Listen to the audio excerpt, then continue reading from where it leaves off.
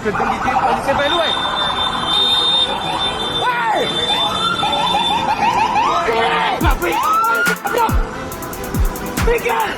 Media sosial digegerkan dengan adanya video sebuah mobil dinas polisi lalu lintas yang menerobos iringan pengamanan tamu KTT ASEAN di Jakarta. Bahkan, mobil Polantas tersebut sampai diteriaki dengan cacian oleh polisi lain.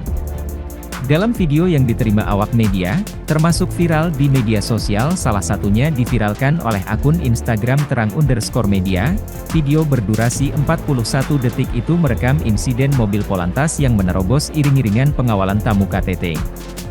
Dalam video itu, merekam suasana jalan di kawasan Jalan Simpang Susun Semanggi, Jakarta. Terlihat, jalanan sudah dalam keadaan steril disusul iring-iringan tamu KTT yang tengah melintas. Sejurus kemudian, mobil dinas Polantas dengan jenis sedan tampak masuk hingga mengganggu jalannya iring-iringan tersebut. Hal ini membuat petugas polisi lain yang berjaga di lokasi meneriaki mobil Polantas tersebut hingga menyuruhnya untuk segera menepi.